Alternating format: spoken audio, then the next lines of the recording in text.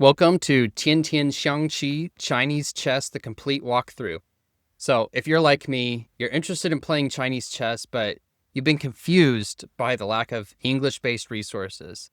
Maybe you downloaded several Chinese chess apps to your phone and tried a few, but you kept hearing about this mysterious thing called Tiantian Xiangqi, hailed as the holy grail of Chinese chess apps. But, like me, had a difficult time figuring out exactly where to start. So let me log in here and I'll show you what I mean by some of the initial confusion that you might encounter and that I encountered. So when I first installed it and got logged in, I was confused about how to even start playing. And so you can see how many pages there are. There's a lot of information here, a lot of different buttons, and I didn't really know where to start. So I just let the app sit for a long time unused while I tried some other apps that were more accessible, that were found in the Google Play Store.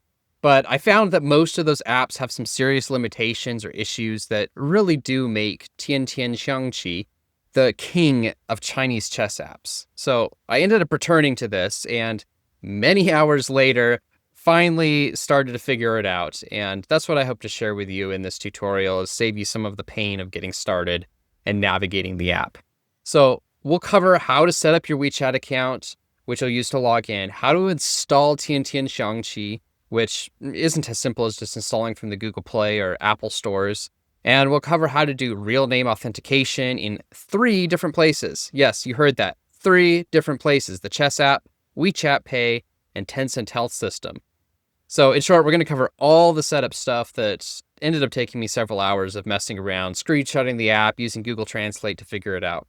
But before we dive into everything, I just want to give you a quick walkthrough of the app and what it looks like so that you know where this is all headed and why the extra setup time is worth it. So when you first open the main screen, you're probably going to see a whole bunch of pop-ups. I ended up already closing these, but after you close them, you're presented with this, and the question is now what? Where do I start? So first off, if you just want to play some good old-fashioned Chinese chess, I'll just give you a hint. Start with this red button here. Now, inside of this one, there are multiple modes of playing. You can do puzzles. You can play chess. This ends up being a 15-minute time scale. You can do these battles. You can play with a friend. You can play with a bot.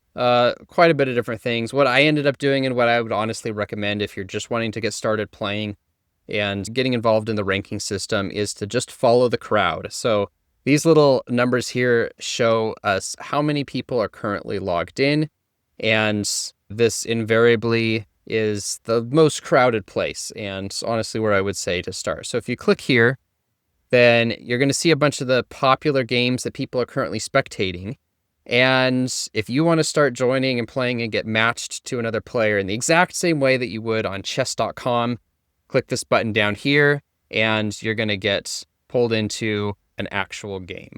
So now, just to continue the rest of our brief overview, this blue button is for reveal chess, which we'll talk about.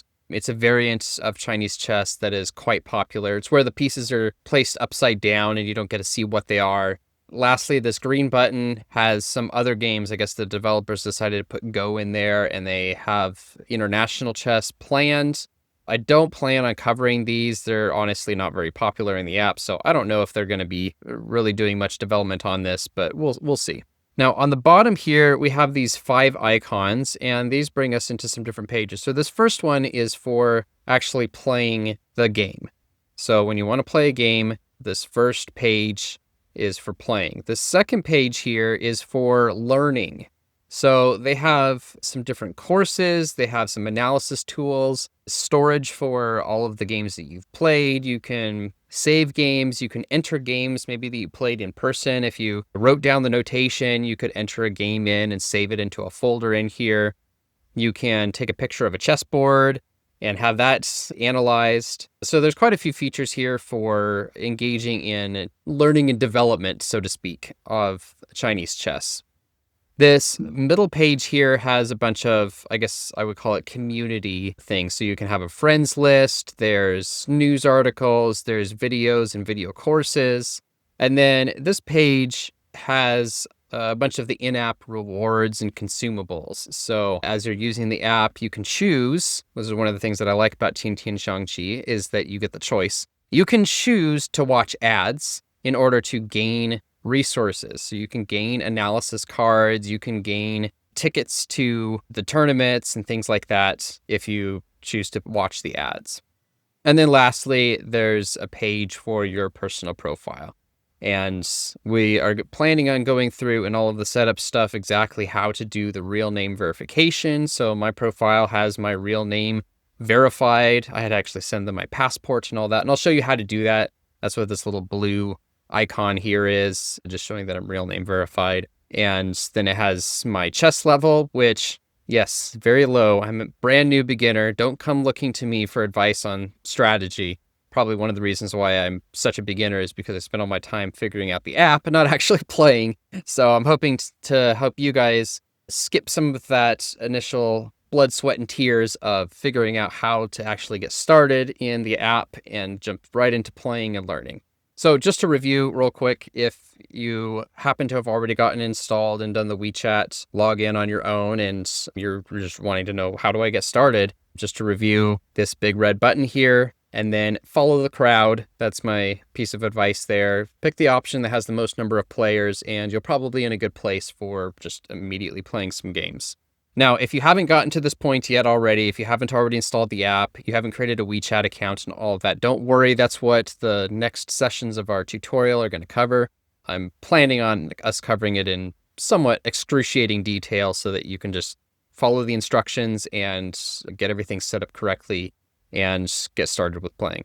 So with that, we'll see you next time as we start to dive into the setup instructions.